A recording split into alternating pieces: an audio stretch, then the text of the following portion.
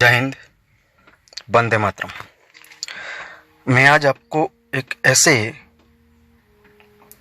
विषय से जोड़ना चाहता हूँ जिसके बारे में हम बहुत कम जानते हैं और मेरे हिसाब से जानना भी चाहिए।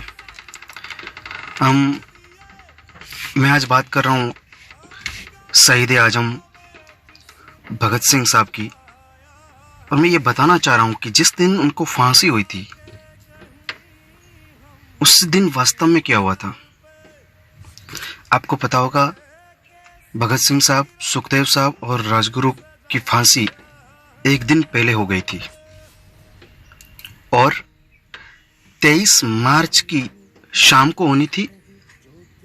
पहले ही 24 मार्च की सुबह होने वाली थी, मगर 22 मार्च की रात को लाहौर में धूल भरी आंधी चली।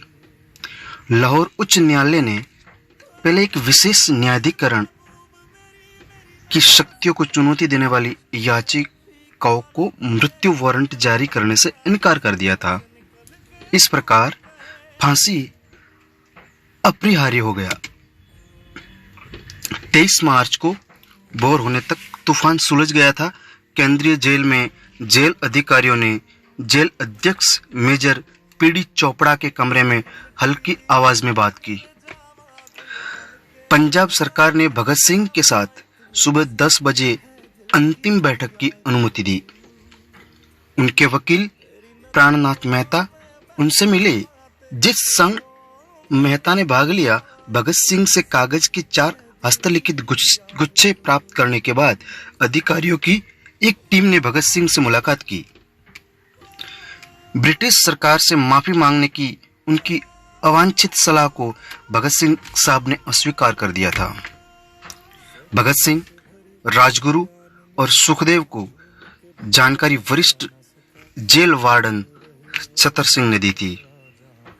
एक परेशान और दुखी छतर सिंह ने भगत सिंह को सुझाव दिया कि वो भगवान के नाम का पाठ करे, लेकिन भगत सिंह रूसी क्रांतिकारी व्लादिमीर इलिच लेनिन पर एक किताब पढ़ने में व्यस्त थे। पल पल की बात उस किताब का नाम था। भगत सिंह ने एक मुस्लिम सफाई कर्मचारी बेबे से कहा कि वह उनके फांसी से पहले शाम को उनके लिए भोजन लेकर आए। बेबे ने आसानी से अनुरोध स्वीकार कर लिया और उनके लिए घर का खाना लाने का वादा किया, लेकिन सुरक्षा घेरेबंदी के कारण बेबे उस शाम जेल में प्रवेश करने में असमर्थ थे। लाहौर जेल के अंदर और बाहर गतिविधि में हड़बड़ी थी, क्योंकि अधिकारियों को अशांति की आशंका थी। दोपहर बीतने और शाम ढलने के बाद जिला नागरिक और पुलिस अधिकारी जेल के बाहर डेरा डाले रहे। वे अतिरिक्त जिला मजिस्ट्रेट, सिटी मजिस्ट्रेट, पुलिस उपाध्यक्ष, अन्य डीएसपी और सैकड़ों सशस्त्र पुलिस कर्मियों के नेतृत्व में थे। लाहौर के निकट शहादरा में मासी नामक जल्लाद भी तैयार था। जिस क्षण तीनों क्रांतिकारियों को उनके कमरों से बाहर निकाला गया, उन्होंने इंकलाब जिंदाबाद लंबे समय तक क्रांति की जीवित रखने के लिए चिल्लाया। लाहौर केंद्रीय जेल के पास ही था। उनके घर पर नारे साफ सुनाई दे रहे थे।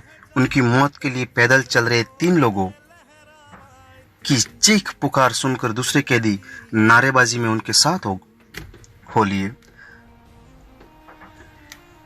डिप्टी कमिश्नर आईसीएस के 1909 बैच के एक गणित अधिकारी थे। जब तीनों युवक फांसी के फंदे पर पहुंचे तो उन्होंने भगत सिंह से बात की कि सिंह ने आत्मविश्वास से कहा कि लोगों को जल्दी देखेंगे, याद करेंगे कि कैसे भारतीय स्वतंत्रता सेनानी बहादुरी से मौत को चूमा। उन्होंने अपनी गर्दन के ऊपर मास्क पहनने से इनकार कर दिया। दरअसल भगत सिंह ने जिला अधिकारी पर नकाब फेंक दिया था। सिंह और उनके साथियों ने आखिरी बार एक दूसरे को गले लगाया और ब्रिटिश साम्राज्य के साथ नीचे जाएंगे चिल्लाया। मासी ने लीवर को खींचा। भगत सिंह सबसे पहले फांसी पर चढ़े थे, उनके बाद राजगुरु और सुखदेव थे। भारत के 3 बहादुर नायकों का अंत और भारतीय इतिहास में एक दुखद दिन। फांसी के समय भगत सिंह की उम्र मात्र 23 वर्ष थी। तो ये कुछ अनसुने जो किस्से हैं उसको मैंने बताने का प्रयास किया है। जय हिंद, वंदे मातरम, इंकलाब जिंदाबाद।